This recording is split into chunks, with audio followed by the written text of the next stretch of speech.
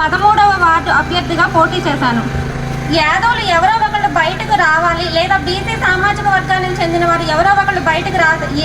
ఏ party నుంచి అనేది కాదు, పార్టీలకి అతీతంగా, గెలుపు వాటములకు అతీతంగా ఒక అడుగు ముందుకు వేశాను. ఇది మంచి చెడు అని రకరకాలుగా మాట్లాడుతున్నారు. నేను బీసీ సామాజిక వర్గం నుంచి వచ్చాను. నాకు బీసీల నుంచి తప్ప అన్ని సామాజిక వర్గాల నుంచి మద్దతు లభిస్తుంది. అందరికంటే వయసులో నేను చాలా చిన్నదాన్ని. అందరూ నన్ను మన్నించి నాకు ఒక్క అవకాశం ఇవ్వండి. ఒక్కసారి వచ్చిన అవకాశం చేజారిపోతే మళ్ళీ ఆ అవకాశాన్ని సంపాదించుకోవడానికి ఎన్నో సంవత్సరాలు పట్టుద్ది.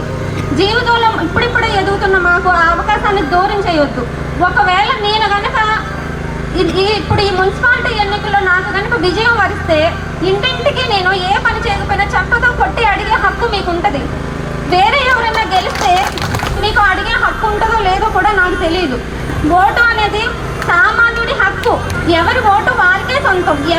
ఎవరికి ఓటు వేశారనేది ఎవరికీ తెలియదు.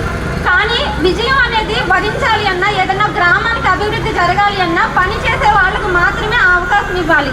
5 సంవత్సరాలు నేను బానిసగా మీకు పని చేయడానికి సిద్ధంగా ఉన్నాను. ప్రచారం చేస్తుంటే వీడియోలు చూసారంట మేడం గారు. ఒక్కదాని వల్ల వెళ్తున్నావేంటమ్మా, ఎందుకో నువ్వు వెళ్ళట్లేదు, ఎవరు రావట్లేదంటే నా పరిస్థితి చెప్పాను. గెలిచానా ఓడానా అని కాదు, ఏదో ఒకటి చెయ్యాలని తపనతో ముందుకు వచ్చాను.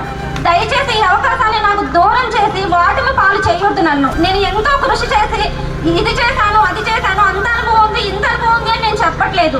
నేను ఏ కృషి చేసినా చేయకపోయినా నాకు అవకాశం వచ్చింది. దీన్ని దయచేసి నాకు దూరం చేయాలని అనుకోకుండా మీరందరూ 11వ తారీఖు జరిగే ఎలక్షన్స్ లో 3వ నెంబర్లో ఉన్న కారు గుర్తుకు ఓటేసి నన్ను గెలిపించి మీ గుర్రాల చెరువులో ఉంచి వచ్చిన మీ ఇంటి బిడ్డని మీరు గెలిపించుకొని తలెత్తుకొని నిలబడేలాగా నాతో పాటు మీరందరూ సంతోషంగా తలెత్తుకొని మా పిల్లలను నిలబెట్టుకున్నాము, గెలిపించుకున్నాము అనేలాగా చేస్తారని కోరుకుంటూ, నువ్వు గెలిస్తే మేమందరం గెలిచినట్టేనమ్మా, నువ్వు తలదించుకుంటే ఊరంతా తలదించుకున్నట్టు,